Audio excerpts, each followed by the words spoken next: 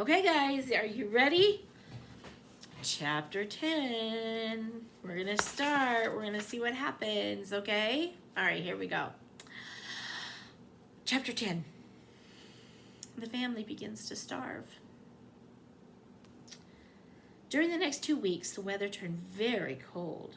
First came the snow, and it began very suddenly one morning just as Charlie Bucket was getting dressed for school.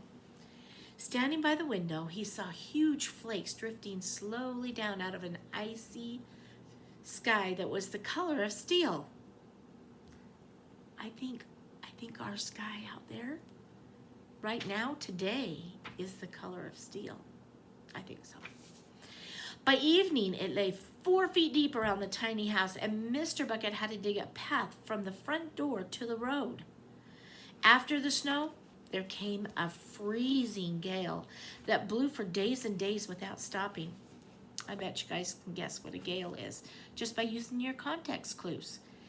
And if it's a freezing gale that blew for days, it's probably a very, very cold wind. Yeah. Oh, how bitter and cold it was. Everything that Charlie touched seemed to be made of ice, and each time he stepped outside the door, the wind was like a knife on his cheek.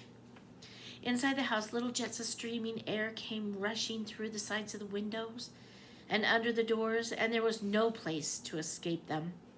The 4 old ones lay silent and huddled in their bed, trying to keep the cold out of their bones. The excitement over the golden tickets had long since been forgotten. Nobody in the family gave thought to anything except 2 vital problems: how to keep warm and trying to get enough to eat. There's something about very cold weather that gives one an enormous appetite. Most of us find ourselves beginning to crave rich, creamy stews and hot apple pies and all kinds of delicious warming dishes.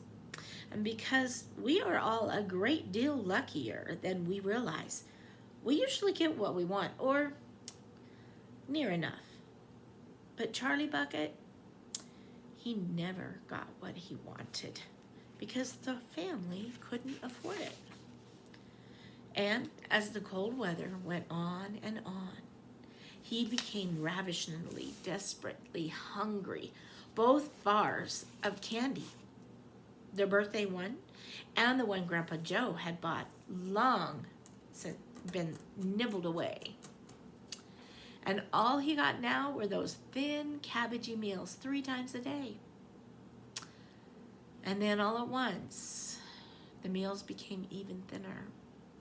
The reason for this was that the toothpaste factory, the place where Mr. Bucket worked, suddenly went bust, and it had to close down.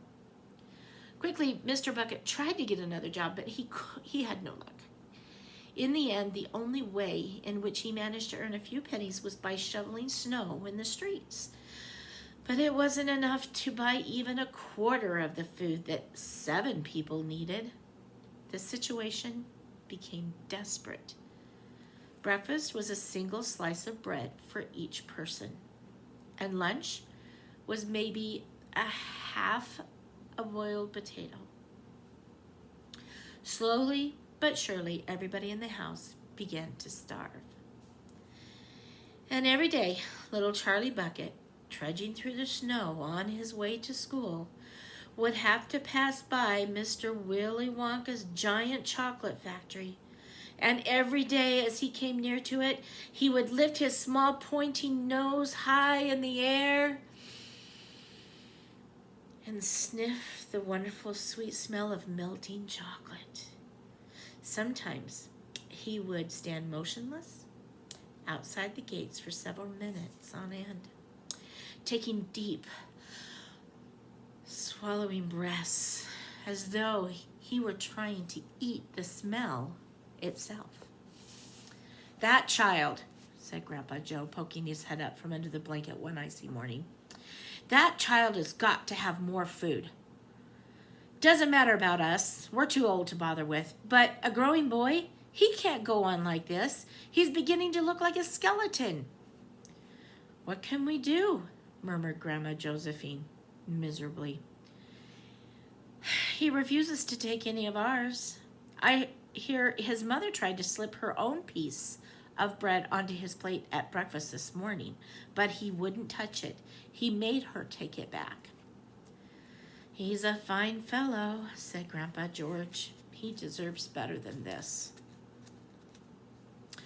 The cruel weather went on, and every day Charlie Bucket grew thinner and thinner, and his face became frighteningly white and pinched. The skin was drawn so tightly over his cheeks that you could see the shapes of his bones underneath. It seemed doubtful whether he could go on much longer like this without becoming dangerously ill.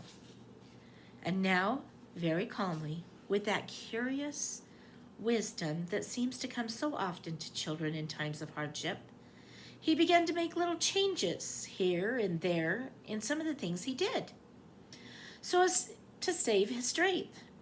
In the mornings, he left the house 10 minutes early, so as to get to school. And walk very slowly, and never having to run, and that he sat quietly in the classroom during recesses and resting himself while the others rushed outdoors and threw snowballs and wrestled in the snow. Everything he did now, he did slowly and carefully to prevent exhaustion. Then one afternoon, while walking home with an icy wind on his face, and incidentally feeling hungrier than he had ever felt before, his eye was caught suddenly on a piece of paper that was lying in the gutter in the snow. The paper was of greenish color, and there was something vaguely familiar about it. Charlie stepped off the curb and bent down to examine it. Part of it was buried under the snow, but he saw at once what it was. It was a dollar bill.